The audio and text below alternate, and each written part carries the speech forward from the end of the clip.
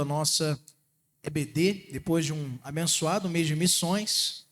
Nós suspendemos aí o curso das nossas lições da nossa revista para aproveitarmos e prestigiarmos a palavra de Deus falar ao nosso coração com respeito a missões. E tenho conversado com alguns irmãos, especificamente recebido bons feedbacks sobre essa programação, sobre o quanto Deus falou ao nosso coração através da sua palavra, nos movendo a entendermos o papel da igreja. Como você já pôde observar, que já leu o nosso boletim, mês de setembro, uma quantia considerável foi arrecadada, a maior da história dessa igreja, e foi então repartida entre 3 missionários, como um dos demonstrativos de que essa igreja investe em missões e também não apenas contribuindo, mas também indo e enviando. Então nós nos alegramos com isso e voltamos para a nossa lição a respeito das cartas de Pedro, com a mesma motivação de antes. Para isso, abra sua Bíblia e mantenha ela aberta aí na primeira carta de Pedro, capítulo de número 3, nós vamos ler os versos de 8 até 22. Primeira carta de Pedro, capítulo 3, versos de 8 até 22.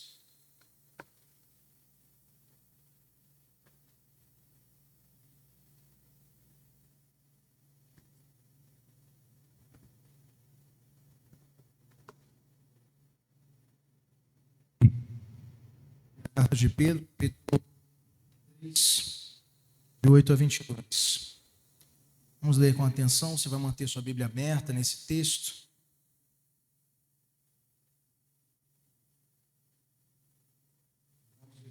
O que o Senhor tem a nos ensinar nessa manhã.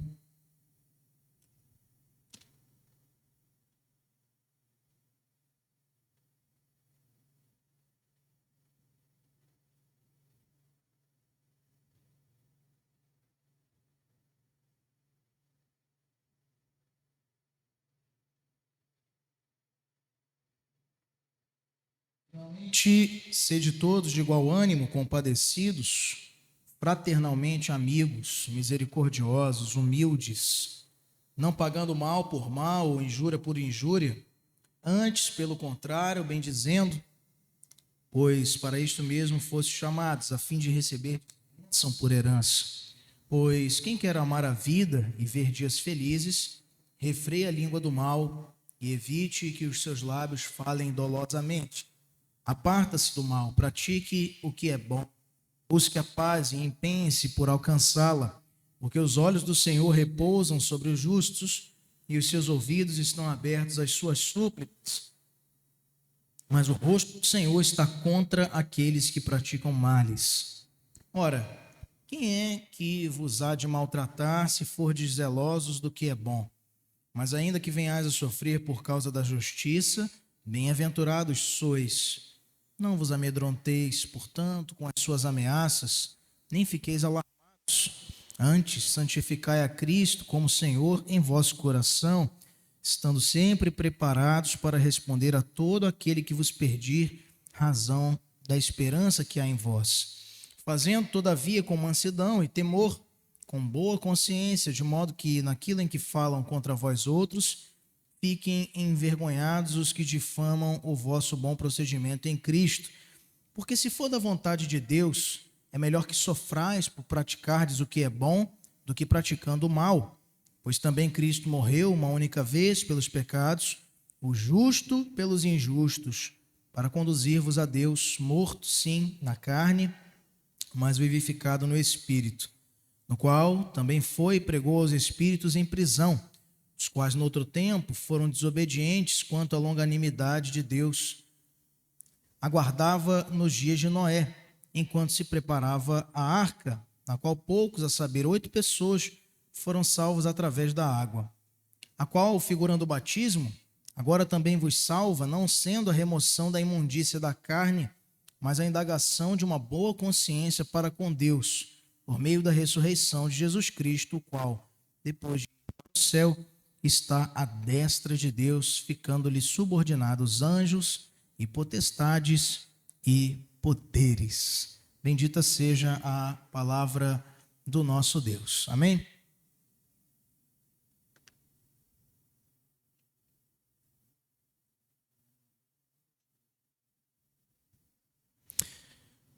Pedir a nossa irmã, pode passar, por favor, o slide, não está funcionando aqui? Nós falamos aí sobre temas de grande relevância até agora. Você pôde observar, quando falávamos a respeito do contexto da carta, eu vou fazer uma rápida lembrança disto a você, pois passamos aí um mês, 5 domingos, falando sobre missões, falando sobre outros temas de relevância e pode ser que você tenha se perdido neste caminho aí quanto a essa memória do que já havíamos falado. E a carta de Pedro, tanto a primeira quanto a segunda, é escrita pelo apóstolo, que dá nome à carta, dirigindo-a a uma igreja perseguida, a igreja da dispersão, isto é, após o martírio de Estevão, a igreja espalhada pela região da Judéia, Samaria, como Jesus já havia antecipadamente previsto a eles, lá em Atos capítulo 1, dizendo que eles seriam suas testemunhas em Jerusalém, em toda a Judéia e Samaria, até os confins da terra. Isso foi avançando, foi se cumprindo, o evangelho foi alcançando fronteiras, ou melhor, ultrapassando fronteiras, à medida em que os irmãos iam sendo também perseguidos, o que aparentemente nos desafia ao pensamento de que é uma constatação um pouco contraditória. Quanto mais a igreja era perseguida, mais ela crescia. Unindo isso aqui com o pensamento do que temos ainda bem fresquinho na mente desse nosso mês de missões, você teve a oportunidade de ver aqui que os países onde mais tem crescido o evangelho atualmente são justamente os países onde o evangelho é proibido, onde se tem um fechamento muito maior para a entrada de missionários e onde os cristãos são, de maneira mais forte, perseguidos e ameaçados, como a Coreia do Norte, dita aqui pelo reverendo Amauri, como também países da Ásia, como a China, dita aqui pelo missionário Marcos, reverendo Marcos da Fronteiras Brasil. Então, naquele tempo não era diferente. A igreja sendo perseguida, ela era contristada pelos temores, pelas ameaças, e Pedro escreve dirigindo a eles palavras de esperança. Por isso, o tema dessas duas cartas, muito precisamente da primeira e com também efeitos muito práticos na segunda carta, é encorajamento, trazer renovo de esperança para um povo que está começando a se questionar se vale a pena seguir essa caminhada ao lado do Senhor, à medida em que tudo que eles encontram de resultado para isto são situações desconfortáveis, são ameaças, são prisões, perda da sua liberdade e muitos outros males que os nossos irmãos do passado enfrentaram. Você sabe muito bem disso.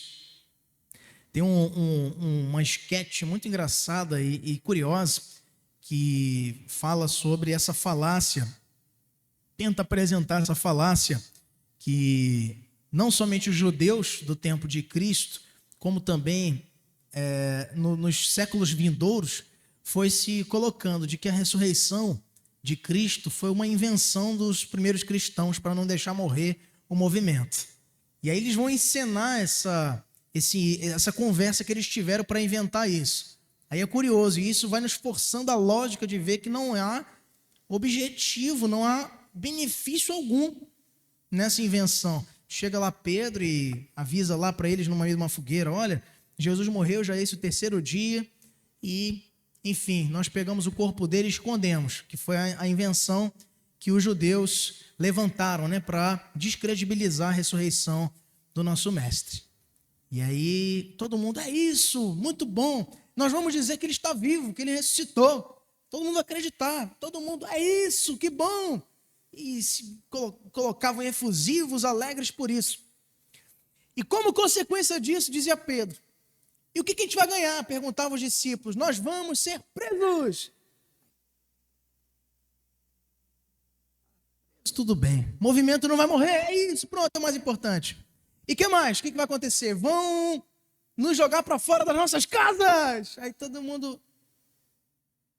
Peraí, Pedro, será que realmente é vantajoso isso aí? Tá bom, mas a gente aprendeu com o mestre a andar por aí, não estamos tão presos a essa coisa de morar em casa. Podemos morar por aí também, não tem problema. E o que mais que vai acontecer? Também nós seremos mortos e assassinados e também envergonhados. Tá vendo? Aí eles já começam a retroceder. Olha, melhor não levar para frente essa mentira, não. Estou vendo vantagem. Né? Como dizem os jovens aí da modernidade, né? Não compensa. De fato, qual é a lógica de se inventar uma coisa que só vai trazer para você prejuízo? Esse questionamento pode surgir muitas vezes na nossa vida, meus irmãos, como surgiu certamente entre os cristãos nesse contexto da primeira carta de Pedro, da segunda também. Então, em cima disso, ele foi apresentando para essa igreja perseguida, a igreja da dispersão, conteúdos de afirmação da fé e de significado da perseguição que eles estavam enfrentando e ainda haveriam de enfrentar, mostrando a eles de maneira santa, de maneira inspirada, que os prejuízos aos olhos humanos que eles estavam enfrentando, na verdade, os tornavam bem-aventurados, pois os condicionava a serem verdadeiros imitadores de Cristo, não apenas no caráter de expansão ou de adesão da mensagem pregada pelo Mestre, mas também das perseguições que ele enfrentou, também das oposições, das resistências, das ameaças que ele enfrentou. Não poderemos esperar algo diferente disso. Então, nós até aqui vimos as 7 lições anteriores sobre a esperança, numa primeira lição que foi um panorama geral das 2 cartas. Falamos de 3 dimensões dessa esperança na lição 2, na 3 falamos sobre a vida de santidade, na lição 4 sobre o privilégio do crescimento espiritual, na lição 5 sobre 2 grandes privilégios decorrentes desse crescimento, na lição 6 sobre a vida de submissão à palavra e ao senhorio de Cristo e também na lição 7 sobre a submissão no lar, falando ele aqui para cristãos que estavam enfrentando as agruras de julgo desigual, sobretudo, falando aqui para esposas casadas com esposos não crentes e também esposos casados com esposas não convertidas, o que era muito comum ali no começo da fé cristã, no começo da igreja. A Bíblia apresenta, meus irmãos, agora falando já da nossa lição de hoje, grandes verdades em forma de resumo. Muitas vezes, na palavra de Deus, nós vamos ver os apóstolos revisitando temas que antes já tinham sido apresentados de forma resumida, de forma sistemática. E o pregador resume todo o ensino humano, o pregador aqui, Salomão, em Eclesiastes 12:13, dizendo: de tudo que se tem ouvido, assuma, ou seja, o resumo é: teme a Deus e guarda os seus mandamentos, porque isto é o dever de todo homem. Paulo também resume o cumprimento da lei, lá em Romanos 13, 9 e 10, dizendo: pois isto, não adulterarás, não matarás, não furtarás, não cobiçarás, e se há qualquer outro mandamento, tudo nesta palavra se resume: amarás o teu próximo como a ti mesmo. O amor não pratica o mal contra o próximo, de sorte que o cumprimento da lei é o amor. Tiago, por sua vez, vai resumir o conceito de religião, visto e revisitado diversas vezes pelos profetas, no Levítico. Religião era um tema muito conceitualizado para os judeus. Mas Tiago aqui o revisita para resumi-lo, dizendo: a religião pura e sem mácula para com o nosso Deus e Pai é esta: visitar os órfãos e as viúvas nas suas tribulações e a si mesmo guardar-se incontaminado do mundo. João, o apóstolo amado, também resume a doutrina da salvação dizendo: aquele que tem o Filho tem a vida, aquele que não tem o Filho de Deus não tem a vida. Parece a repetição do óbvio, mas é também na clareza e na repetição que nós temos à nossa disposição um instrumento didático de conhecimento. Pedro chega ao fim dos seus ensinamentos sobre submissão. Ele falou da nossa submissão para com Cristo é sua palavra e o Espírito que nos guia a sermos parecidos com Ele, moldando o nosso caráter ao dele. Pedro depois fala sobre a submissão dentro de uma família, também entre esposos, entre pais e filhos e também entre os servos. Isso ele fala no início desse capítulo de número 13, os versos de 1 até o verso 7. E finalmente ele resume agora a submissão no final deste capítulo 3, nos versos de 8 até 22, falando no verso 8, começando: finalmente todos vocês. Ele se dirige aqui a todos os que o leem e a nós também, e nos apresenta a conclusão do seu ensinamento, nos dando um modelo resumido de conduta cristã, ou seja, abrangendo não apenas categorias específicas de relacionamentos, mas abrangendo toda sorte de cristãos em que há o compromisso de uma vida segundo os mandamentos de Deus. Uma frase que nos ajuda a compreender com bastante profundidade, isto foi separada aqui pelo nosso estudo, de Michael Horton, um teólogo calvinista convicto e que escreve boas obras. Recomendo a leitura delas a vocês. E ele comentando Pedro, ele vai nos dizer assim: Pedro nos lembra que a apologética, ou seja, a defesa da fé, é menos sobre vencer debates e mais sobre exibir com mansidão e respeito a razão de nossa esperança em Cristo ressuscitado. Um resumo da vida cristã é a nossa lição de hoje. Olhando para o que Michael Horton nos coloca aqui, nós somos movidos a uma compreensão distinta do sofisma grego. Os sofistas na filosofia grega, na história do povo grego, da Grécia Antiga, eles se qualificavam e se especializavam em ganhar discussões, em vencer debates. Não necessariamente eles se utilizavam de argumentos convincentes ou buscavam provar a verdade. Não era esse o objetivo dos sofistas. Os sofistas, como uma classe específica de filósofos, tinham como propósito principal ganhar debates. Ou seja, isso muitas vezes vai importar em desqualificar o seu debatedor, o seu oponente. Isso muitas vezes vai te lançar mão de artifícios e subterfúgios, de jogo de palavras. Você vê isso muito claramente nos debates eleitorais. Muitas vezes não se usa de expressões que desqualifiquem ideias, mas que desqualificam pessoas. Esse tem sido um dos grandes fatos geradores na atualidade, de qualquer vertente política na atualidade, do crescimento da violência, do ódio associado à política. Por quê? Não se busca mais o debate genuíno. O debate genuíno é um encontro de duas pessoas que pensam e discordam frontalmente das questões que estão trazendo à tona, mas que se respeitam. Na história da igreja, nós tivemos grandes exemplos disso, como John Wesley e também George Whitefield. Nós vemos inúmeros exemplos de calvinistas com arminianos e na parte escatológica, então, também da mesma forma, milenistas com dispensacionalistas e no tocante à tribulação, mesma coisa. Situações que muitas vezes nos colocam para exercitar o ser de Cristo. Ou seja, convivermos defendendo a nossa fé sem negociá-la, mas respeitando o direito das pessoas de discordarem de nós, como também nós queremos ter o nosso direito de discordar das pessoas, mantendo-se com tudo isto a paz. Então, muitos hoje, ao ingressarem no contexto, sobretudo da fé reformada, trazem para dentro do seu coração um sentimento totalmente avesso ao que é o calvinismo, que é a soberba, a vaidade.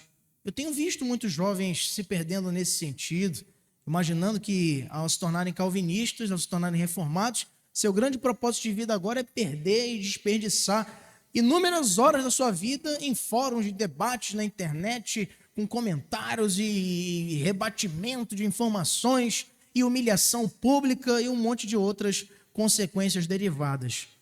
o que não significa defender nossa fé e muito menos espargir a luz de Cristo na terra. Sermos a diferença, sermos sal e luz desse mundo.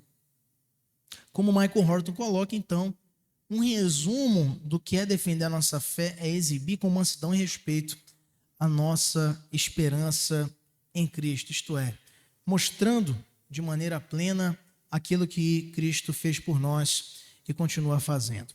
Então, aqui nesses versículos, meus irmãos, deixam aberta a sua Bíblia aí na capítulo 3, de 8 a 22 da primeira carta de Pedro. Em primeiro lugar, Pedro nos mostra que devemos amar aos nossos amigos e reticências aos inimigos.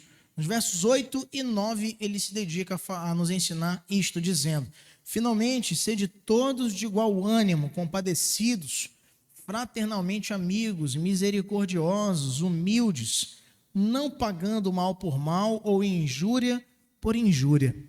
Antes, pelo contrário, bem dizendo, pois para isto mesmo fostes chamados, a fim de receberdes bênção por herança. O amor, diz aqui o autor da nossa lição, ele é o alicerce da ética cristã. Nós não nos comportamos bem para os que nos tratam bem. O grande ponto de salto aqui de um evangelho de aparência para um evangelho prático é entendermos a graça, é entendermos o amor imerecido e aplicar isto às nossas relações, a todos os nossos círculos de convivência, demonstrando o que Cristo fez por nós através da forma como tratamos as pessoas. E não somente as pessoas que nutrem por nós afeto e admiração, mas principalmente aquelas que não. Isto é, os nossos inimigos. 3 lições aqui nos são apresentadas. Primeira, que todo cristão deve ser virtuoso. Ele aponta aqui algumas marcas das virtudes. 5 virtudes especificamente aqui ele enumera para mostrar quem nós devemos ser. Primeiro, igual ânimo significa harmonia, unidade de pensamento. Lembre que aqui ele não está escrevendo num jornal de publicação do mundo antigo. Não está escrevendo para quem quiser ler. Para quem que ele escreve essa carta? Hein, meus irmãos? Para quem que ele escreve? Para aí? Eu falo com a Melissa. Para aí? Igreja. Ele escreve para os crentes. Essas virtudes precisam ser observadas neles, para que o mundo entenda o significado. Cristo já antecipa isso na oração sacerdotal, em João 17, antes da sua crucificação, dizendo: Pai, permita que eles sejam um, como eu sou contigo e tu és em mim. Unidade é algo que é uma das armas mais poderosas de convencimento que a igreja tem à sua disposição para anunciar o evangelho. Tem gente que pensa que é ação social, não é. Tem gente que pensa que é a capacidade dela realizar eventos, não é. Tem gente que pensa que a grande arma à disposição da igreja é a sua inserção nos meios políticos, não é também. A grande arma e, ao mesmo tempo, a grande falha da igreja em ser relevante na sociedade onde ela está inserida é a falta de unidade. Você já deve ter ouvido algumas vezes essa expressão, que é alarmante, correta, mas também triste, quando se diz que a igreja muitas vezes vai ser notabilizada por ser o único exército onde se abandonam seus feridos. E, de fato, nós temos convivido muitas vezes com esta falta de unidade que prejudica o avanço. Não digo a respeito desta igreja, falo da igreja brasileira, mundial.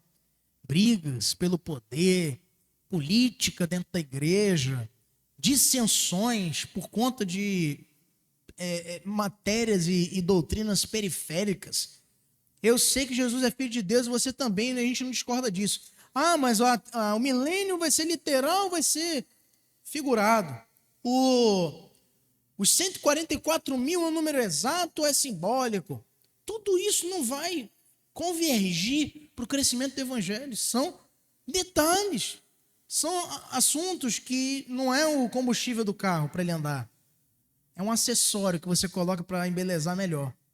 Alguns preferem um acessório patente, mais brilhante, outros são mais reservados. Isso é escatologia. Agora, o que diz respeito ao combustível do carro são doutrinas basilares da fé, a autoridade das escrituras, a suficiência, sua inerrância e inspiração. Quanto a isso, não há negociação. A divindade de Cristo, a sua união hipostática com o Pai e o Espírito Santo, isto é, não havendo subdivisão, hierarquia ou diferença de poderes entre as três pessoas da Trindade. A Trindade como doutrina também, nós somos trinitarianos, cremos num Deus que é Pai, Filho e Espírito Santo. É só um Deus, pois só há um Deus, único, vivo e verdadeiro, que subsiste na pessoa do Pai, do Filho e do Espírito Santo. A autoridade da igreja e a sua relevância dentro da instituição que Cristo concede a partir do seu povo, a aliança que Deus faz com Israel, que somos nós também, na extensão da sua graça aos gentios, são doutrinas que não se negociam. Agora, eu vou ficar perdendo meu tempo com discussões vãs? Paulo algumas vezes rememora isso, tanto a Tito como também a Timóteo, com quem ele pôde aconselhar de maneira mais pastoral. São as cartas chamadas pastorais. E ele está dizendo aqui, no caso Pedro, para a igreja, nesse mesmo espírito: sejam todos de igual ânimo. Mas veja, ele não fala aqui pensamento. Igual ânimo, queridos, é unidade de vigor, o mesmo sentimento. Paulo, por outro lado, na mesma toada de Pedro, pede aos crentes de Filipos, lá em Filipenses 2:2, o seguinte: completai a minha alegria de modo que penseis a mesma coisa, tenhais o mesmo amor, sejais unidos de alma, tendo o mesmo sentimento. Isto é uma virtude que não pode ser dispensada da igreja. Uma segunda virtude aqui mencionada por Pedro: sejam todos de igual ânimo, compadecidos. Devemos ser simpáticos ou revelar simpatia uns pelos outros sempre. Esta é uma virtude que a igreja, em meio às perseguições, precisa experimentar. Alegrar com os que se alegram e chorar com os que choram, como Paulo nos recomenda em Romanos 12:15. Essa semana tivemos uma oportunidade ímpar de fazer isto, ao nos despedirmos de uma veneranda irmã de muitos anos, labutando a causa do evangelho nesta igreja. Está agora na igreja ainda, mas a triunfante, para onde iremos também um dia. Chorar com os que choram, mas estivemos também agradecendo a Deus no início da semana, pelo aniversário, na semana passada, na verdade, pelo aniversário da filha do irmão Fábio, a Micaele, lá no ponto de pregação. Tivemos um bolinho lá que o Fábio preparou, uma delícia. Tem uma receita secreta aí que ele não quer revelar. Mas se alegrar e chorar é a vida, faz parte. A gente não vai ver só de alegria, porque é ilusão, é utopia. A gente não vive só de choro, que é depressão, é ruína. Então, a vida tem seus altos e baixos. É assim que funciona. Cristo se alegrou, foi à festa de casamento com seus discípulos e comia, bebia, se alegrava com eles. Mas também, quando recebe a notícia do falecimento de seu amigo Lázaro, ele chora, ele se enluta. Quando ele vê também, em sua chegada a Jerusalém, já com seus atributos divinos, antevendo os males que sobreviriam à cidade que o Senhor instituiu para ser o local físico de sua habitação ali no templo, local de culto do povo de Israel, em Jerusalém. E ele chora, um dos menores versículos da Bíblia, né? O menor. Jesus chorou. Olha as consequências da desobediência do seu próprio povo, como ele mesmo vai completar nesse texto lá no Evangelho de João. Como ovelhas sem pastor, dispersos. E disse: Jerusalém, Jerusalém, quantas vezes eu desejei reunir-vos como uma galinha reúne seus pintinhos e os protege, mas não quisestes. Compaixão, meus irmãos, aí vem a palavra compadecimento, é uma das virtudes que todo cristão deve ostentar, segundo nos diz aqui Pedro. Terceira virtude, amizade fraterna. Ele diz: sede todos de igual ânimo, compadecidos, fraternalmente amigos. Significa que temos que amar uns aos outros com amor fraternal. Este foi o novo mandamento dado por Cristo aos seus discípulos e à sua igreja.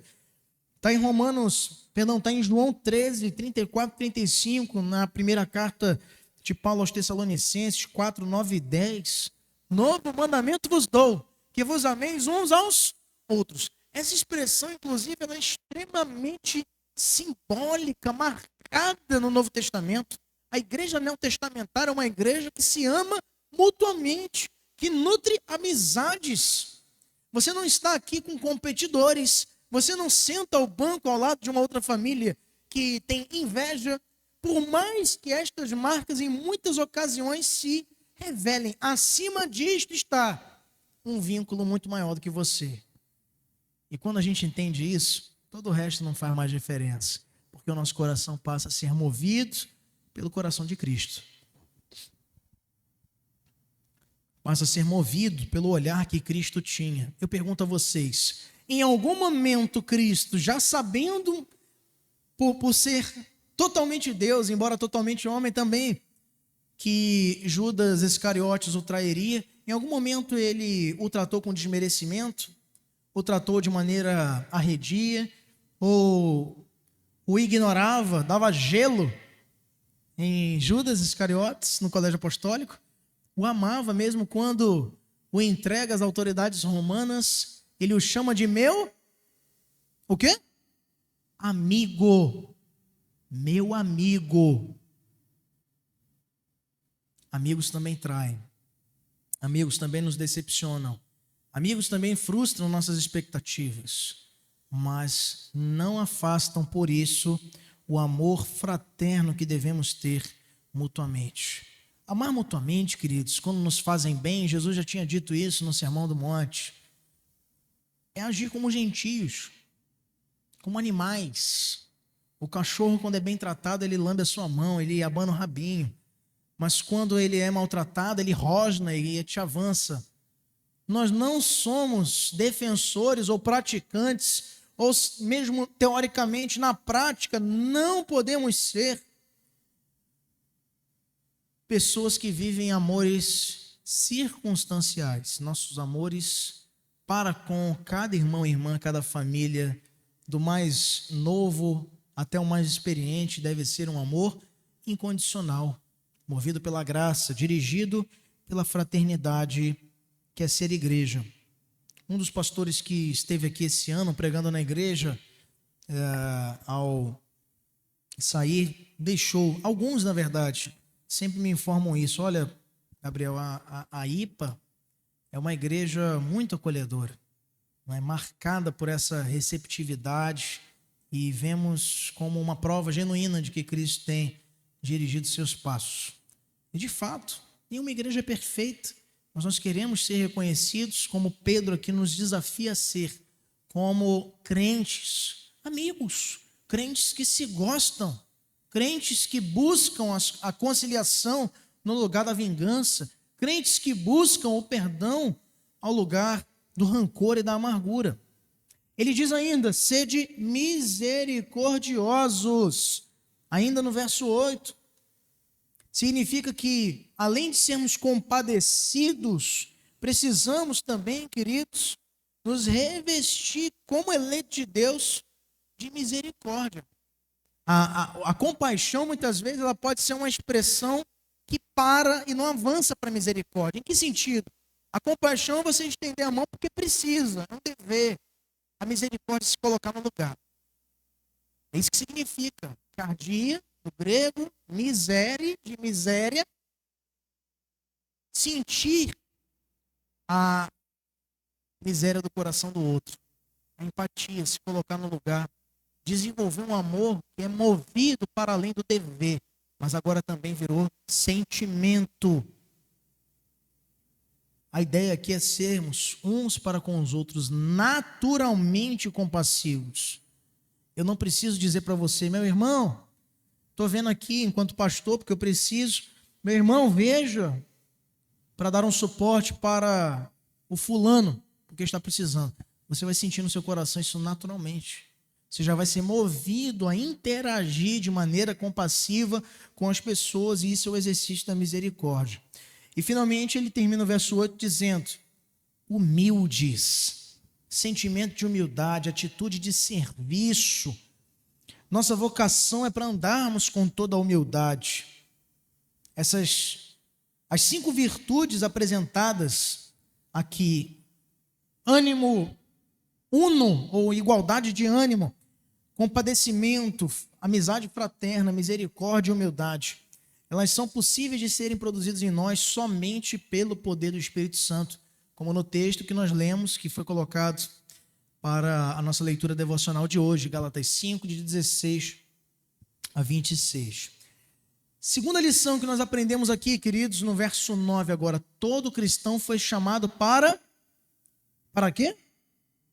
Abençoar, não para amaldiçoar, não para retalhar, não para se vingar, para abençoar. No verso 9 ele diz: não pagando mal por mal, ou injúria por injúria, antes, pelo contrário, bendizendo.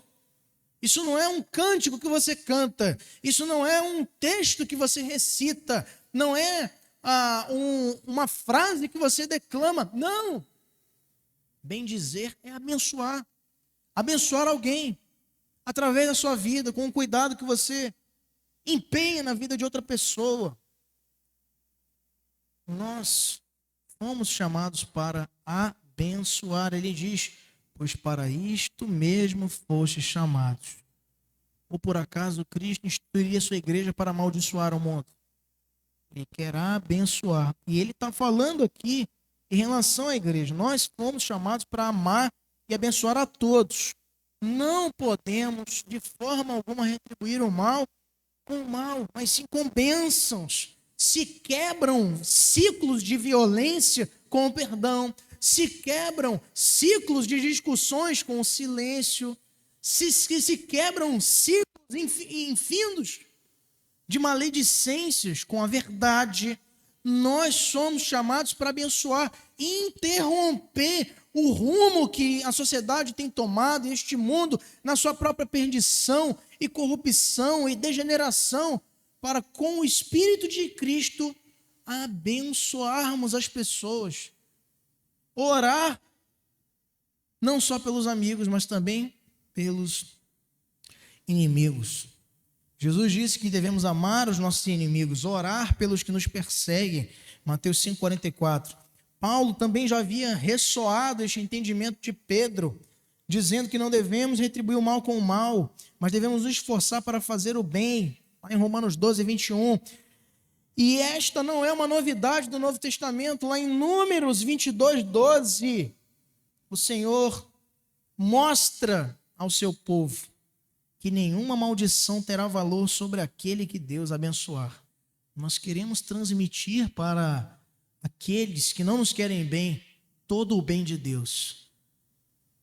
A forma como nós interagimos a respeito das ofensas que recebemos, das perseguições que haveremos de enfrentar ao curso da nossa vida, em alguns momentos mais do que outros, é fato, diz mais a respeito sobre quem nós somos do que sobre a pessoa que tem nos feito mal, porque nós fomos comprados por Cristo e temos uma nova condição de vida e, portanto, não podemos, meus irmãos, nos dar o luxo de nos comportarmos como se não fôssemos salvos e resgatados por Ele.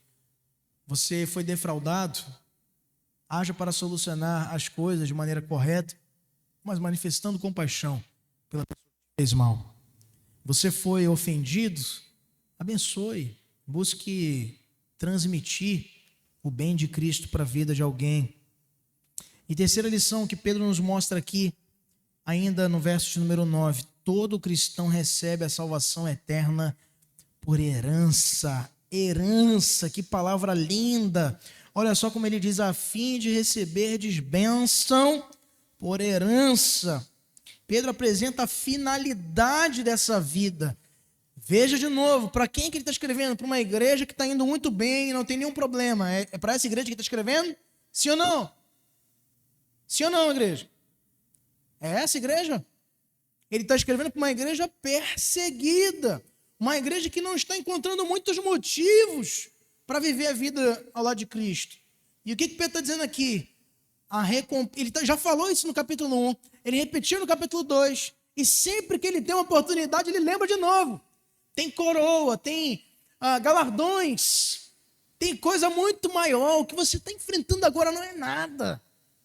Recolha-se a visão do que está esperando no fim. Não é o pote de ouro no final do arco-íris. É muito melhor, é muito maior e muito mais duradouro, porque não terá fim. Ele está dizendo, vocês são herdeiros de algo muito maior. Não se percam pelos prêmios temporários e efêmeros da vida aqui na terra. Ninguém trabalha para receber uma herança. Alguém já conquistou a herança aí? Quem foi que fez isso? Só manipuladores. A gente tem histórias aí, né, novelísticas e cinematográficas. Mas ninguém trabalha para receber uma herança. Quando Pedro fala aqui que nós fomos chamados para recebermos bênção por herança, salvação, ele está falando de um presente que é imerecido. Pastor, então vou fazer bem para as pessoas para conquistar minha salvação. É isso? Herança não se ganha, herança se recebe. É presente de Deus. Ninguém jamais vai receber a salvação por méritos pessoais. A salvação é só pela graça, mediante a fé, como está lá em Efésios 2, 8 e 9. Em Cristo, Deus nos fez seus filhos e seus herdeiros. Está lá em Romanos 8, 17.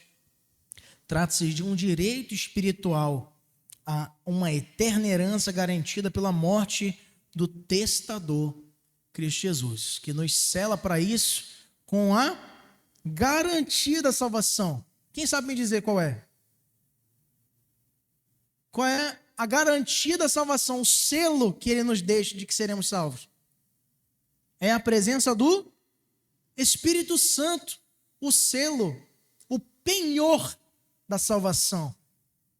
Ele não dá o seu Espírito para os ímpios, ele dá para os eleitos. Os eleitos têm o Espírito como demonstração de que são salvos.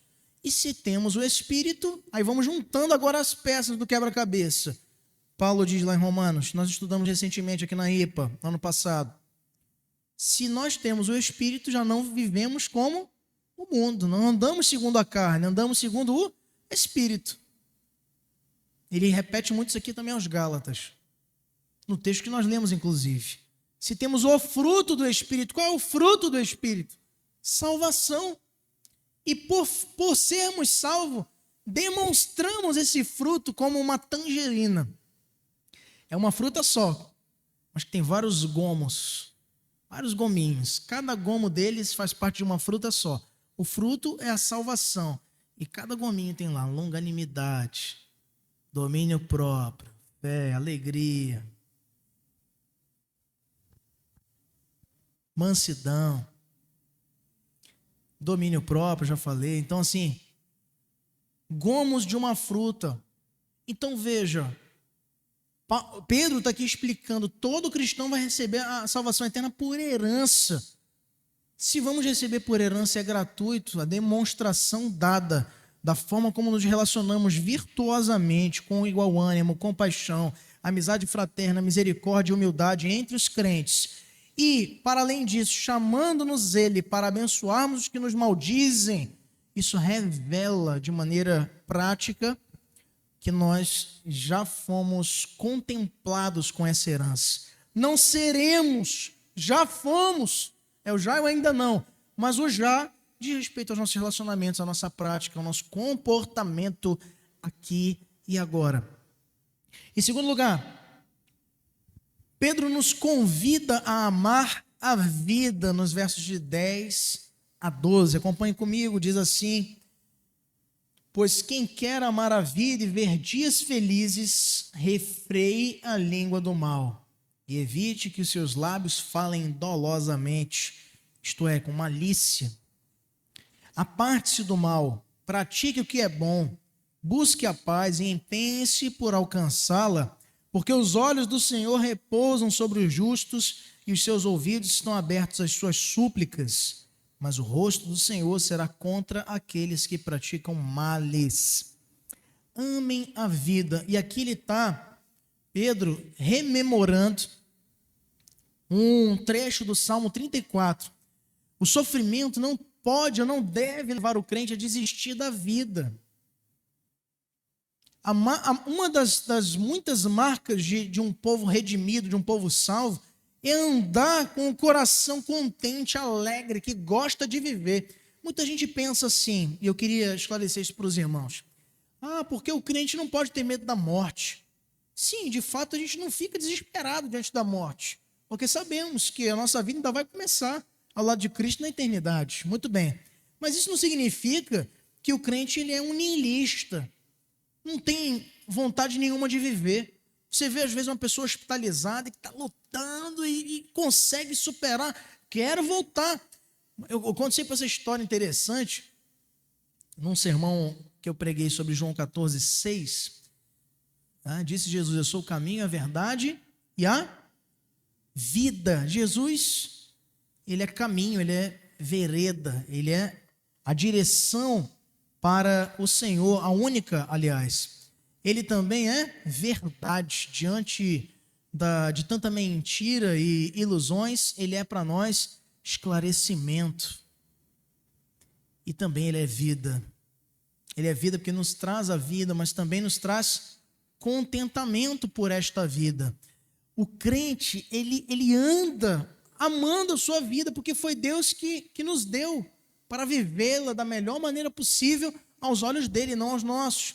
Ou seja, como está aqui no Salmo 34, verso 1, que é citado por Pedro aqui nesse trecho dos versos de 10 a 12, nós precisamos ter a nossa mente, a nossa mentalidade renovada por um senso de valorização da vida, entendendo que somos miseráveis, sim, somos pecadores também, mas que recebemos do Senhor uma vida para ser vivida, para ser empenhada. E ele usa essas expressões aqui para nos apontar para o propósito que nós devemos ter enquanto crentes em Cristo, enquanto portadores da vida que Ele nos deu, do fôlego da vida. Quem quer amar a vida e ver dias felizes, ele fala aqui no verso 10. O sofrimento não deve levar, como já falamos, o crente a desistir da vida. E Pedro usa como exemplo Salmo 34, nos revelando 3 certezas diante do sofrimento, como ele fala aqui no verso 12. Os olhos do Senhor repousam sobre os justos, e os seus ouvidos estão abertos às suas súplicas, mas o rosto do Senhor está contra aqueles que praticam males. A citação do Salmo 34 está exatamente aqui, quando ele nos indica o refreio da língua a respeito do mal, evitar que os lábios falem dolosamente, apartar-se do mal, praticar o que é bom, buscar a paz e empenhar-se por alcançá-la. Para alcançarmos, meus irmãos, dias felizes, em primeiro lugar, antes de vermos essas 3 certezas que Pedro aqui nos apresenta no verso 12, em cada dia precisamos experimentar a salvação dele em nosso coração. No Salmo 118, verso 24, o salmista nos diz: este é o dia que o Senhor fez, regozijemo-nos e alegremo-nos nele. Cada dia um presente, cada dia uma dádiva para podermos nos alegrar dele. O Salmo 34 mencionado aqui nos mostra de maneira muito simples, muitas vezes isso vai ser gourmetizado em livros de autoajuda por autores renomados. Olha, eu tenho um grande segredo da felicidade, qual é? Para de falar mal dos outros. Refrear a língua do mal. Eu tenho um grande segredo, aí paga cursos caríssimos e vem com pompas, circunstâncias, auditórios lotados para ouvir o grande segredo da humanidade. Para de ser manipulador.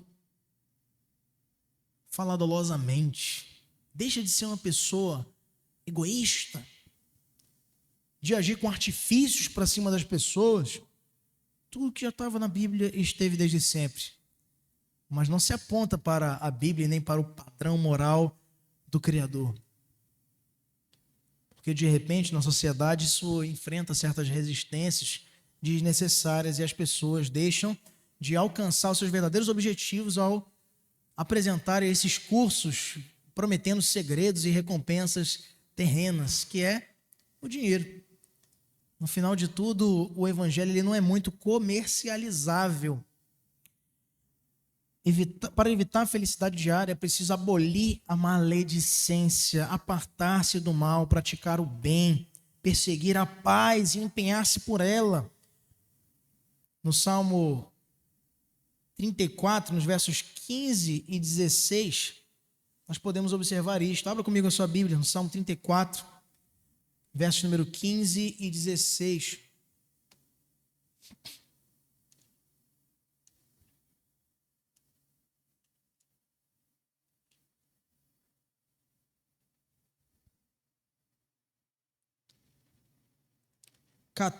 Versos 12 até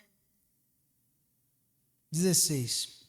Quem é o homem que ama a vida e quer longevidade para ver o bem? Refreia a língua do mal e os lábios de falarem dolosamente. Aparta-te do mal e pratica o que é bom. Procura a paz e empenha-te por alcançá-la. Os olhos do Senhor repousam sobre os justos e os seus ouvidos estão abertos ao seu clamor. O rosto do Senhor está contra os que praticam o mal, para lhes extirpar da terra a memória. Esse salmo é belíssimo, ele já começa falando de bem dizer, uma outra das marcas essenciais desse trecho que nós estamos estudando hoje. Em 1 Pedro 3, de 8 a 22. Bendirei o Senhor em todo o tempo, seu louvor estará sempre nos meus lábios, nos dias bons e também nos maus. Seu louvor está nos nossos lábios. É só louvor de glória, louvor de vitória, nesses louvores baratos, vendidos aí sem essência, sem autenticidade alguma. Louvor muitas vezes de lamento. E nem por isso você não está louvando o Senhor, porque o Senhor é o Deus do teu lamento, é o Senhor do teu coração. No dia da bonança, da felicidade, do céu azul, dos passarinhos cantando na janela, o Senhor é o Deus da tua alegria, Deus da tua vida, da tua salvação. E em todos estes momentos, Ele governa sobre nós. Então, 3 realidades aqui, se atente bem comigo. No verso 12 aí da primeira carta de Pedro, que é a citação do Salmo 34. Porque os olhos do Senhor repousam sobre os justos, seus ouvidos estão abertos às nossas súplicas, mas o rosto do Senhor está contra aqueles que praticam males. Pedro está escrevendo para a igreja que está muito bem, que não enfrenta nenhuma perseguição, sim ou não?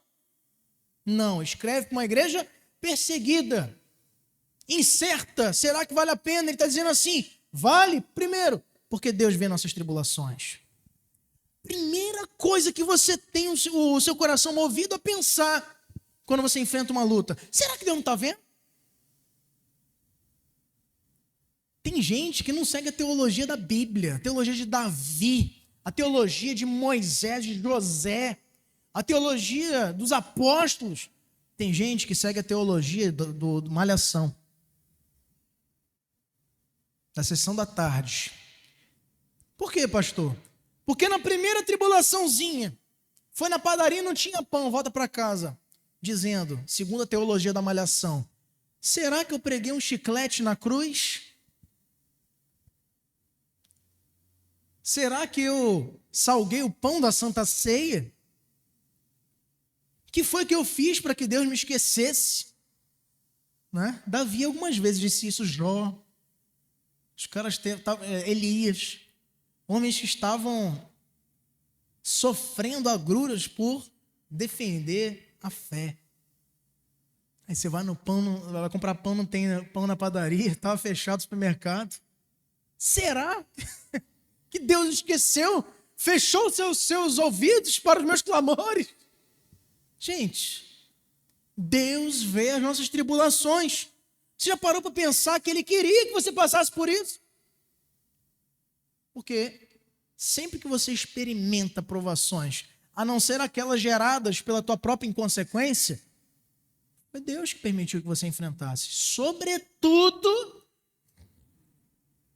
Pedro está dizendo aqui, quando essas tribulações são o resultado da sua fé.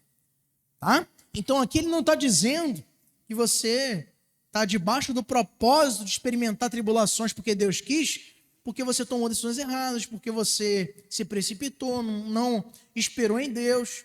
Isso aí é consequência que a gente vai ter que lidar. Ele tem misericórdia e nos guia, nos perdoa e nos protege ainda assim. Mas essas tribulações que ele vê e enxerga são as tribulações que fazem parte da vida cristã, designadas por Deus para a nossa própria maturidade e devem ser esperadas pelo crente. Eu digo isso para cada novo candidato à membresia dessa igreja.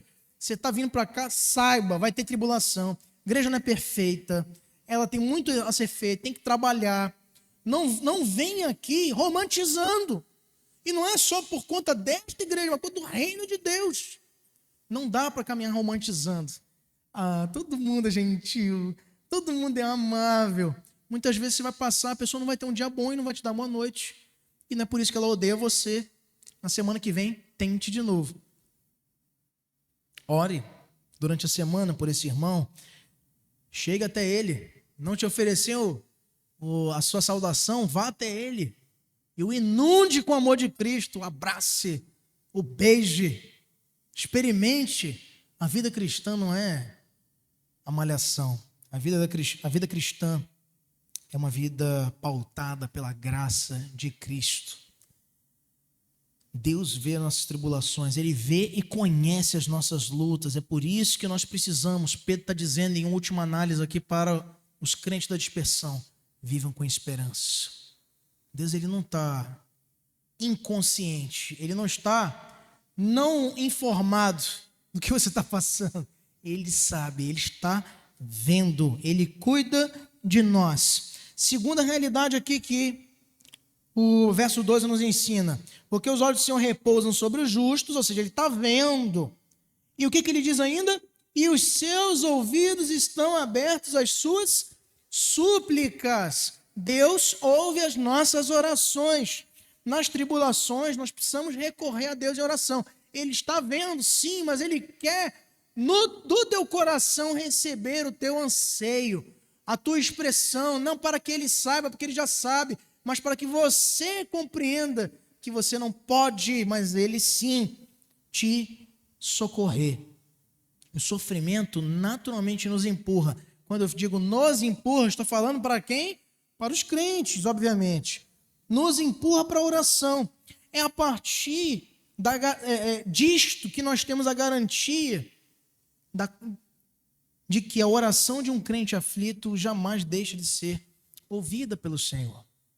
Ele ouve as nossas orações, não necessariamente para te responder como você quer. Mas já dizia um dos teólogos do passado que você pode passar 10 anos em oração ao Senhor com um pedido especial. E ainda que Ele diga não, você vai ter sido abençoado com 10 anos de intimidade com o seu Deus em oração. Ou seja, não há possibilidade de você cultivar uma vida de oração e por não receber do Senhor o que você pediu, você se considerar prejudicado, porque sempre a oração vai te trazer benefício. Deus te dando, Deus não dizendo nada, ou Deus negando o que você tem colocado para Ele.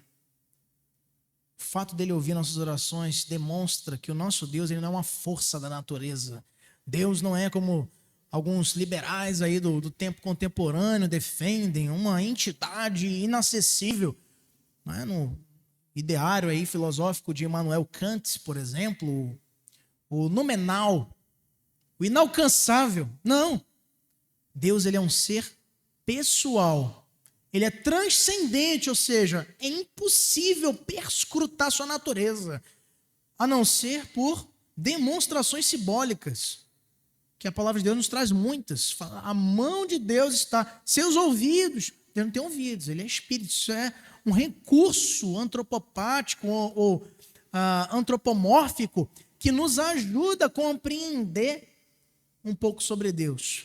Mas não é, na sua magnitude, quem de fato ele é. É muito maior, é transcendente. Só que a sua transcendência não anula a sua imanência. Deus se revela. E no Filho, a expressão exata do seu ser, nós vemos Deus como ele é. E, para além disso, temos relacionamento com ele pela obra do Filho. Portanto, meus irmãos, Deus ouve as nossas orações. Em terceiro lugar, devemos amar a vida e não nos abater diante das perseguições, porque Deus também lida com os nossos inimigos. O final do verso 12 vai nos dizer: mas o rosto do Senhor está contra aqueles que praticam o mal, ou que praticam males. Deus está contra todos os que praticam maldade. Ele é o protetor e defensor do seu povo e dos seus escolhidos. Devemos entregar nossas causas ao Senhor e descansar nele. Olha só. Ah, pastor, isso aqui é quem pratica o mal é o quê? São os vilões da Disney. Não. Quem pratica o mal aqui, tanto no Salmo 34, como também aqui na primeira carta de Pedro, é o mesmo contexto. É o mesmo contexto. O povo de Deus sendo perseguido por causa da sua fé. E o clamor do servo é: Senhor, me livra dos meus opositores, me livra daqueles que me perseguem. O Senhor ouve as nossas orações, Ele vê nossas tribulações e Ele, no tempo oportuno, haverá de vingar a nossa causa. Eu acho brilhante e magnífico olharmos para essa verdade revelada também pelo apóstolo Paulo em Romanos capítulo 13, dizendo que o Senhor é a nossa vingança. Não se preocupe, pastor, porque tem uma corrente política que fechar as igrejas, não sei o quê. Se preocupe em orar, em pregar o evangelho. O Senhor vai dar o seu jeito. O Senhor vai dar cabo daqueles que se levantam contra a sua igreja, contra o seu povo. Não politicamente, mas de maneira visível e poderosa. E não é no tempo que você quer, no tempo que Ele já planejou.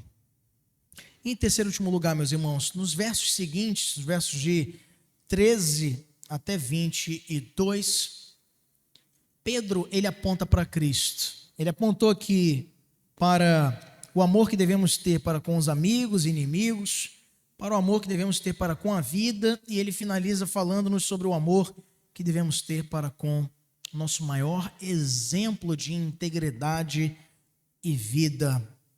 Amem a Cristo. O sofrimento ele pode ser visto como bem-aventurança pelas razões certas. É o que Pedro está nos ensinando aqui. Vamos ler esses versos de 13 até 22. Releia comigo. Ora, quem é que vos há de maltratar, se fordes zelosos do que é bom? Mas ainda que venhais a sofrer por causa da justiça, bem-aventurados sois. Não vos amedronteis, portanto, com as suas ameaças, nem fiqueis alarmados. Antes, santificai a Cristo como Senhor em vosso coração, estando sempre preparados para responder a todo aquele que vos pedir razão da esperança que há em vós, fazendo todavia com mansidão e temor, com boa consciência, de modo que naquilo em que falam contra vós outros, fiquem envergonhados que difamam o vosso bom procedimento em Cristo. Porque se for da vontade de Deus, é melhor que sofrais por praticardes o que é bom do que praticando o mal. Pois também Cristo morreu uma única vez pelos pecados, o justo pelos injustos, para conduzir-vos a Deus, morto sim na carne, mas vivificado no Espírito, no qual também foi e pregou os espíritos em prisão, os quais no outro tempo foram desobedientes, quando a longanimidade de Deus aguardava nos dias de Noé, enquanto se preparava a arca, na qual poucos, a saber, 8 pessoas foram salvas através da água, a qual, figurando o batismo, agora também vos salva, não sendo a remoção da imundícia da carne, mas a indagação de uma boa consciência para com Deus por meio da ressurreição de Jesus Cristo, o qual, depois de ir para o céu, está à destra de Deus, ficando-lhe subordinados anjos e potestades e poderes. Pedro orienta aqui os irmãos que mesmo no sofrimento, nós devemos ser zelosos na prática do bem, tendo como parâmetro Cristo e a sua interação para com os seus malfeitores. Se o sofrimento for decorrente do compromisso, pode passar. Se o sofrimento for decorrente do compromisso que temos com Cristo, ele se torna para nós uma bem-aventurança. Se ele é decorrente do mal que temos feito, aí não. Mas ele está dizendo, se sofredes por causa da justiça, bem-aventurados sois.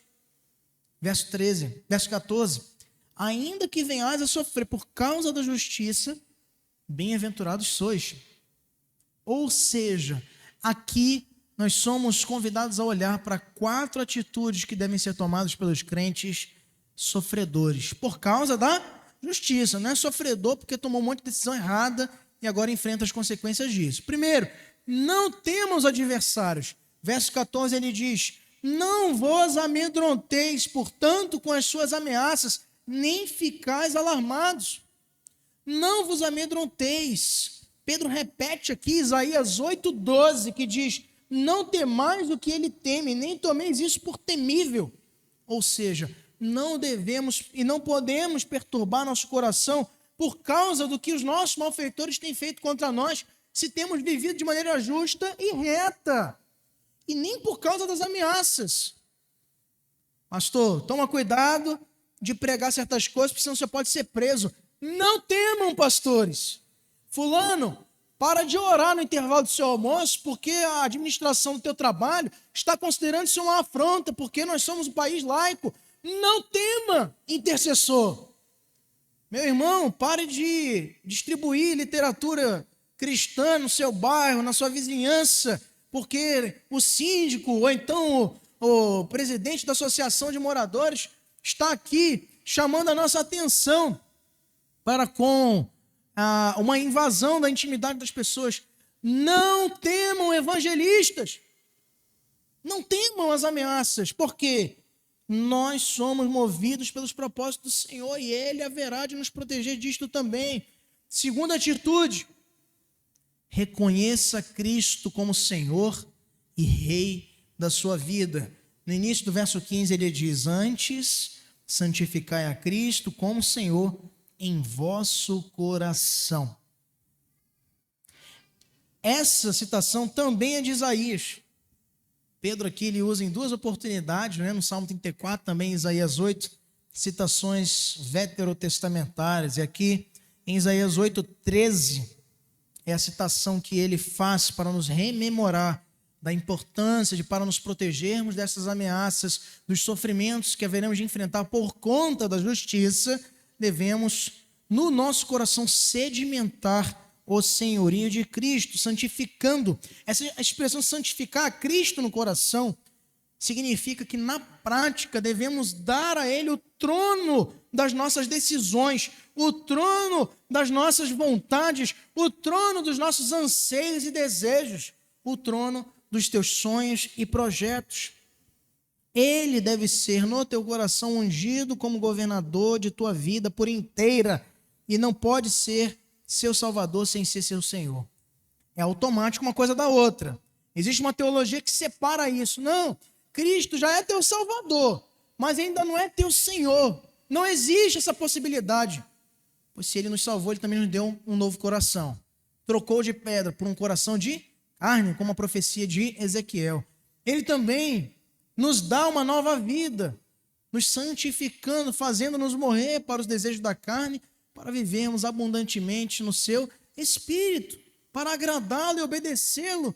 Portanto, queridos, é uma consequência diretamente ligada ao Cristo que te salvou, o governo do teu coração por Ele. Não há como divorciar, separar essas coisas. Se Ele te salvou, Ele também conduz os teus olhos, teu coração. Muitas vezes, pela militância espiritual interna que enfrentamos entre a carne e o Espírito, vamos ter dúvidas sobre isso. Mas não para além da apostasia ou abandono, porque Ele não nos permitirá chegar até lá, guardando cada ovelha que foi confiada ao seu aprisco. Terceira atitude do cristão perseguido: testemunhar a sua fé. No verso 15, parte B, ele fala: estando sempre preparados para responder a todo aquele que vos pedir razão da esperança que há em vós. Os perseguidores sempre pediam aos crentes que falassem da sua fé. Sempre. Com o objeto de zombar deles, de desprezá-los. Por isso, Pedro diz que eles deveriam sempre estar preparados para responder com mansidão, temor e boa consciência aos seus acusadores ou àqueles que pedissem razão da sua fé. Por que você está tão feliz diante de lutas enfrentadas? Por que você não se desesperou e se jogou de um penhasco quando perde um ente da família? Por que você não está rasgando todos os cabelos da cabeça porque está desempregado? Por quê? Dê a razão. No português, bem paraense, dê nome aos bois. Dê a razão da sua fé. Diga quem é que te governa. Diga quem é que tem feito penetrar no teu coração a alegria do céu diante das vicissitudes, das lutas que enfrentamos diariamente. Diga, confesse, testemunhe a sua fé. Meus irmãos, um dos documentos mais ímpares que está sendo estudado agora pelos nossos adolescentes, na classe de adolescentes aqui da EBD da IPA, é o credo apostólico. O credo dos apóstolos é uma confissão resumida das principais doutrinas e que diferenciavam os verdadeiros cristãos de admiradores de Cristo. Esse documento também era uma sentença de morte para aqueles que, confrontados pelo Império Romano, confrontados em primeiro lugar pelos judeus, depois de maneira mais enérgica pelos imperadores que foram perseguindo mortalmente a igreja, esse documento era uma sentença de morte para eles. Vocês, diferentemente do que Pedro, quando foi indagado lá na casa do sumo sacerdote sobre ser confundido com Cristo e falar como também aquele galileu, né? Ele diz, jamais o conheci. Depois ele se converteu, né? E está escrevendo para nós isto. Isso é muito simbólico. Você percebe esse detalhe? Quando você estudava durante a semana, você percebeu esse detalhe? Quem é que está dizendo para a gente? Quem é que está escrevendo para a gente que você tem que estar sempre preparado para responder àqueles que nos pedirem razão da esperança? Foi justamente um homem que negou a Cristo 3 vezes. Pedro. Mas agora com um novo coração, reinvestido, como está lá em João 21, da autoridade entre os apóstolos, ele nos diz, não façam o que eu fiz. Não cometam esse erro. Pediu a fé, diz quem é, e enfrenta as consequências. Com esperança. Fale ao mundo, não tema. Essa deve ser a marca principal das atitudes que devemos ter para com os sofrimentos enfrentados. Sermos convictos do que nós cremos. Eu creio em Deus Pai, Todo-Poderoso, Criador dos céus e da terra. Creio em Jesus Cristo, seu único Filho, nosso Senhor, o qual foi concebido por obra do Espírito Santo e nasceu da Virgem Maria. Foi morto e ao terceiro dia ressuscitado e foi assunto aos céus. Aguardamos sua vinda, pelo que há de julgar vivos e mortos. Creio no Espírito Santo, na Santa Igreja Universal, não a denominação, a Igreja do Universo. Nossa fé precisa ser testemunhada, precisa ser dita, esteja pronto para responder. Quarta e última atitude, viva o projeto de Deus para a sua vida. No verso 17 ele nos diz, porque se for da vontade de Deus, me lembra aqui Tiago, né, quando ele diz, não diga assim, isto faremos, isto não faremos, amanhã agiremos assim, amanhã agiremos de outra forma. Não, se Deus quiser, aí ele diz aqui, verso 17, porque se for da vontade de Deus, É melhor que sofrais por praticardes o que é bom do que praticando o mal. Ou seja, sofra pelas causas pelas quais Cristo sofreu. Não sofra por tropeços em sequência que você mesmo, pela sua resistência ou incredulidade, tem cometido. Sofra pelas causas do Evangelho. Que coisa linda é eu receber, muitas vezes, testemunho de irmãos. Pastor, não sei se eu vou conseguir ficar no trabalho. Por quê? Porque eu coloquei lá para o meu encarregado, para o meu gerente, meu supervisor, que eu preciso ser liberado em tais dias, um pouco mais cedo, para participar do trabalho da igreja, e ele me ameaçou me demitir. Coisa linda! Enche o coração da gente de alegria ver isso, porque existe prioridade no coração dessa pessoa. Pastor, eu estou enfrentando na minha família o silêncio, estou sendo renegado, as pessoas não me respeitam. Por quê, meu irmão? Porque diante dos problemas da família, diante de querelas familiares, eu sempre abro a Bíblia e prego e falo de como nós devemos resolver situações à luz da palavra de Deus. E as pessoas me maldizem por isso, dizendo, tudo quer botar Bíblia na história. Que infelicidade que eu tenho quando alguém me diz isso. Coisa boa é você ser negado na sua família, é você enfrentar dificuldades no trabalho por causa do Evangelho. Derrama lágrima, derrama lágrima. Sofre, sofre. Mas Cristo sofreu, por que nós não vamos? Mas esse sofrimento não é para sempre. Pedro está dizendo aqui, fiquem calmos. Fiquem tranquilos. O Senhor, Ele também sofreu as adversidades necessárias para ser o nosso perfeito Redentor. Entretanto, qual foi o resultado disso na sua vida? Pelo que Deus o exaltou sobremaneira.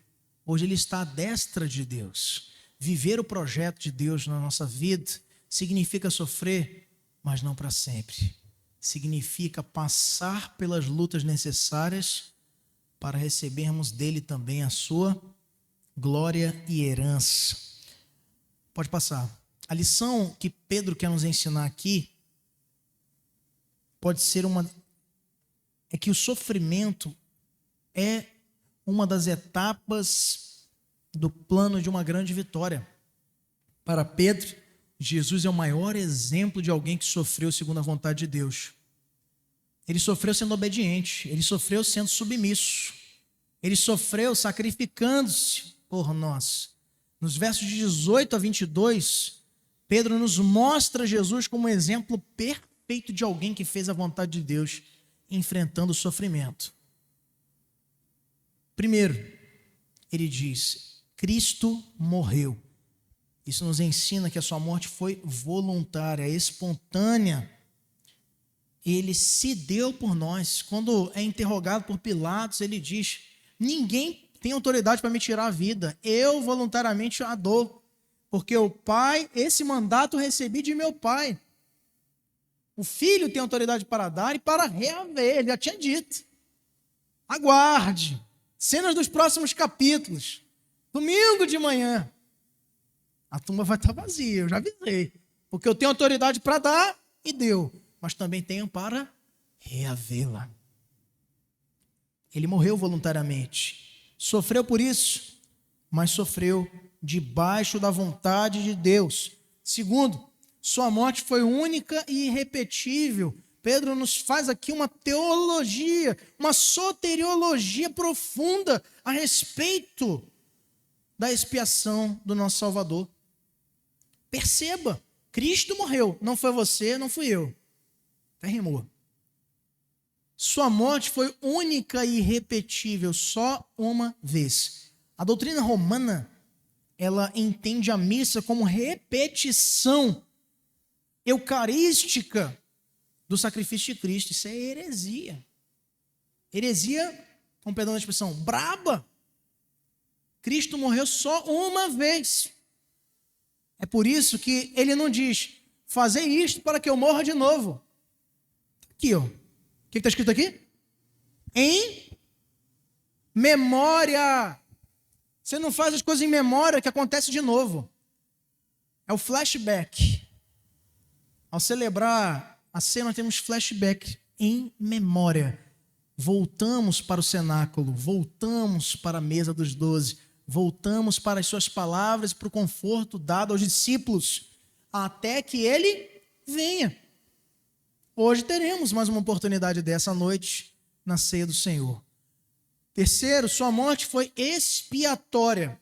Cristo morreu uma única vez, diz ele no verso 18, pelos pecados.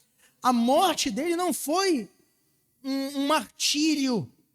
Apague da sua playlist, queime os livros que dizem que Jesus é mártir. Jesus não foi mártir.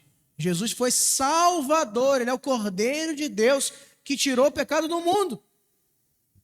Isso significa dizer que ele não morreu em vão. Morreu para saldar uma dívida nossa, como está lá premeditado já profeticamente em Isaías 53. Pelas nossas transgressões, o castigo que nos traz a paz estava sobre ele, pelas suas pisaduras fomos sarados. Ele morreu pelos pecados. Quarto, sua morte foi substitutiva. O verso 18 ainda diz, o justo pelos injustos. Para que nós recebêssemos a sua justiça, ele enfrentou a nossa condenação. É uma troca, é no lugar. Sua morte não foi apenas para conquistar um direito. Isso é fortemente contrário à doutrina da palavra de Deus, quando se defende que Cristo não morreu para salvar. Pastor, existe uma teologia que ensina isso? Existem várias. Várias. De igrejas que você se assustaria se eu te dissesse, essa igreja acredita nisso. Não acredito, pastor. Eu não vou falar aqui por motivos éticos. Mas tem igrejas históricas que acreditam nisso. Que Cristo não morreu para salvar. Ele morreu para te dar o direito de ser salvo. Se você quiser. Isso não é salvação. Isso não é salvação. Isso é um consórcio. A morte dele foi substitutiva. Além disso, em quinto lugar, sua morte foi eficaz. Ele não morreu para dar direito para ninguém. Ele morreu para conduzir-vos a Deus. Sua morte foi eficaz no propósito para o qual ela foi estabelecida na economia da Trindade. Em sexto e último lugar, sua morte foi vitoriosa. No verso 22, vamos ler todos juntos. O verso 22 nos diz, o qual, depois de ir para o céu, está à destra de Deus, ficando-lhe subordinados anjos e potestades e poderes. Sua morte foi vitoriosa. Jesus ressuscitou, proclamou sua vitória no mundo espiritual aos espíritos em prisão, ditos aqui. Muita gente confunde isso aqui, faz elucubrações. O que nos interessa aqui é falar da autoridade. O simbolismo usado aqui por Pedro é de que é o mesmo lá de Colossenses, capítulo de número 1, 2, quando Paulo fala que com a vitória sobre a morte, Cristo encravou a cédula que estava contra nós de dívida por conta do pecado na cruz, trazendo vergonha e desprezo aos principados e potestades. Ele pregando aos espíritos em prisão, que é a expressão usada aqui no verso 19, é dito isso. A expressão aqui é a vitória proclamada do nosso Senhor, como também Noé. Ele faz essa expressão aqui de Noé, quando anuncia e fazem zombaria a respeito do dilúvio, e Deus com misericórdia salva aquela família, e 8 pessoas apenas testemunham para todo o restante da humanidade consumido pelas águas da condenação. A Jesus, embora sofrendo, foi-lhe concedida a vitória final. Para nós, igreja, diante de tribulações e sofrimento, Pedro está dizendo, acalma o teu coração, tranquilize-se, porque como foi ao filho, será também a cada um de vocês. Vocês vão enfrentar pé na porta de romanos, tomando das vossas casas, lançando-os em cadeias, arrastando-lhes para a morte, mas ainda assim não há possibilidade de vocês serem derrotados, porque eu já venci. E vou conceder a vocês também a vitória. Enfrentem as lutas, enfrentem as tribulações com esperança, porque como foi feito a mim, também será feito a vocês. John Piper, queria encerrar com a frase dele aqui, ele nos diz: o triunfo de Cristo sobre todos os poderes, mesmo aqueles espirituais e hostis, garante que nenhum sofrimento, por mais intenso, poderá roubar dos cristãos a vitória final. Alguns irmãos viram aqui um áudio que eu mandei no grupo da igreja, de uma irmã que já não está conosco, que já está na glória, a irmã Alexandrina Gomes. Uma parte dele eu não pude gravar, porque estava na UTI, né? Parece aquela coisa, crianças, não façam isso em casa, né? Não pode gravar nada. Eu já gravei ali de enxerido. E porque entendi necessário. E numa parte eu perguntei para ela, a Edilce, uma das suas filhas também, né? Ô neta, filha, né? Eu perguntava para ela assim, a gente conversou bastante ali. Perguntei para ela no leito de UTI, né?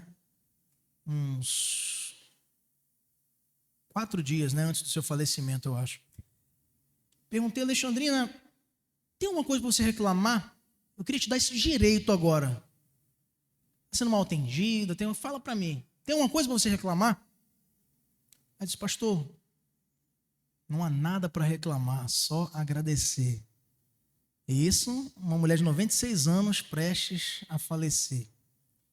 Então, o que é o desemprego para você? O que é uma crise na tua família? O que é uma luta moral que você enfrenta? O que é problema conjugal? O que é problemas financeiros? O que são relances de dor diante do brilho eterno da vitória que já nos foi conquistada? John Piper nos fala isso aqui com muito brilhantismo. Nenhum sofrimento pode roubar dos cristãos a vitória final. Resumo da vida cristã, dito aqui por Pedro, é este: ame seus amigos, ame seus inimigos, também ame a Cristo e confie na sua vitória, porque Ele venceu por nós e com isso nos permite enfrentarmos as tribulações com o nosso coração seguro. Que Deus nos abençoe, meus irmãos. Vamos ficar de pé para nós, no nosso grupo de louvor, cantarmos